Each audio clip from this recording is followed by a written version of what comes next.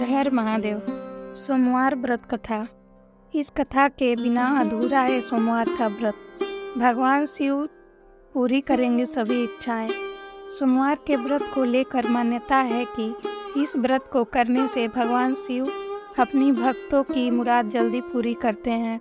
सोमवार का दिन भगवान शिव को समर्पित है, इसलिए इस दिन भगवान शिव की पूजा और व्रत करने का महत्व और ज़्यादा बढ़ जाता है।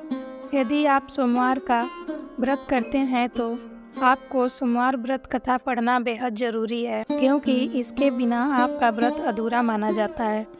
आइए जानते हैं सोमवार व्रत कथा। देवों के देव महादेव बहुत ही भोले माने जाते हैं, इसलिए उनका एक नाम भोलेनाथ भी है। मान्यता अनुसार भगवान शंकर को प्रसन्न करने के लिए किसी भी तरह के खास विशेष पूजन की आवश्यकता नहीं होती, क्योंकि कहा जाता है कि वह तो भोले हैं और भक्त की मन से की गई क्षणिक मात्र भी भक्ति से भी वह प्रसन्न हो जाते हैं। अगर आप भी शिव की भक्ति और कृपा पाने के लिए सावन या अन्य सोमवार का व्रत करते हैं तो इस कथा से भोलेनाथ को प्रसन्न कर सकते हैं। एक बार किसी एक नगर में एक साहूकार था। उसके घर में धन की कोई कमी नहीं थी, लेकिन कोई संतान न होने के कारण वह बहुत दुखी था। संतान प्राप्ति के लिए वह हर सोमवार को व्रत रखता था और उस पूरी श्रद्धा के साथ शिव मंदिर जाकर भगवान शिव और माता पार्वती की पूजा करता था। उसकी भक्ति देखकर एक दिन माँ पार्वती प्रसन्न होकर भगवान शिव से साहूकार की मनोकामना पूर्ण करने का निवेदन किया। पार्वती जी के आग्रह पर भगवान शिव ने कहा कि हे पार्वती, इस संसार में हर प्राणी को उसके कर्मों का फल मिलता है और जिसके भाग्य में जो हो उसको वही भोगना पड़ता है। लेकिन पार्वती जी ने साहूकार की भक्ति देखकर उसकी मनोकामना पूर्ण करने की इच्छा व्यक्त की। माता पार्वती के आग्रह पर शिव जी ने साहूकार को पुत्र प्राप्ति का वरदान तो दे दिया, लेकिन उन्होंने बताया कि यह बालक 12 वर्ष तक ही जीवित रहेगा। माता पार्वती और भगवान शिव की बातचीत को साहूकार सुन रहा था, इसीलिए उसे ना तो इस बात की खुशी थी और ना ही दुख।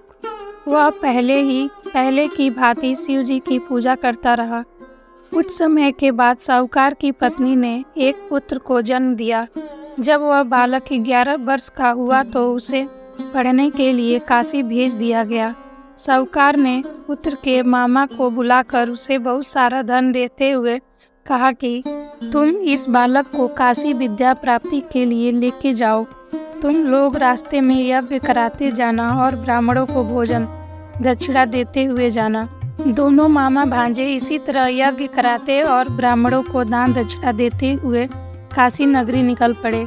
इस दौरान रात में एक नगर पड़ा, जहां नगर के राजा की कन्या का विवाह था, लेकिन जिस राजकुमार से उसका विवाह होने वाला था वह एक आंख से काना था। राजकुमार के माता पिता ने अपने पुत्र के काना होने की बात को छुपाने के लिए सोचा कि क्यों न साहूकार के पुत्र को दूल्हा बनाकर राजकुमारी से विवाह करा दें। विवाह के बाद इसको धन देकर विदा कर दूंगा और राजकुमारी को अपने नगर ले जाऊंगा।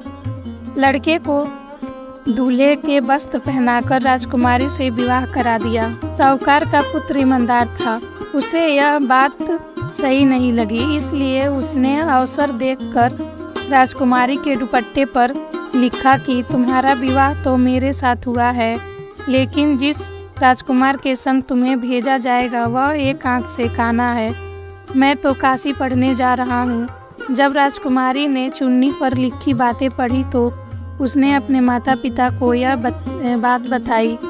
राजा ने अपनी पुत्री को विदा नहीं किया, फिर बारात वापस चली गई। दूसरी ओर साहूकार का लड़का और उसका मामा काशी पहुँचे और वहाँ जाकर उन्होंने यज्ञ किया। जिस दिन लड़का 12 साल का हुआ उस दिन भी यज्ञ का आयोजन था। लड़के ने अपने मामा से कहा कि मेरी तबीयत कुछ ठीक नहीं है। मामा ने कहा कि तुम अंदर जाकर आराम कर लो।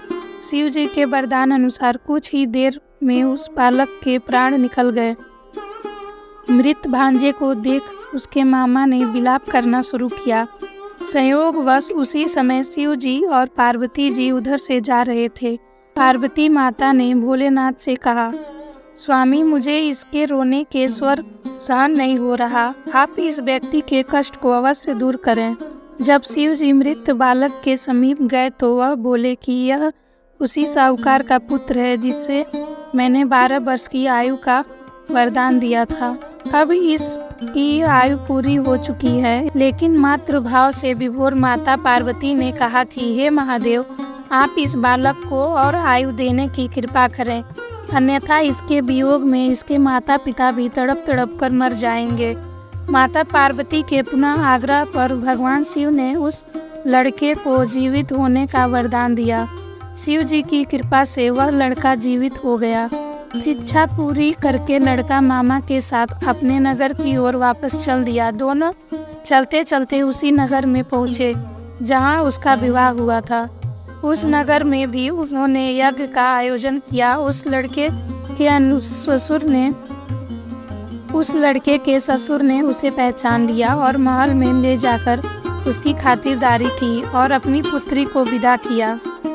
इधर साहूकार और उसकी पत्नी भूखे प्यासे रहकर बेटे की प्रतीक्षा कर रहे थे। उन्होंने प्रण कर रखा था कि यदि उन्हें अपने बेटे की मृत्यु का समाचार मिला तो वह भी प्राण त्याग देंगे, परंतु अपने बेटे के जीवित होने का समाचार पाकर वह बेहद प्रसन्न हुए।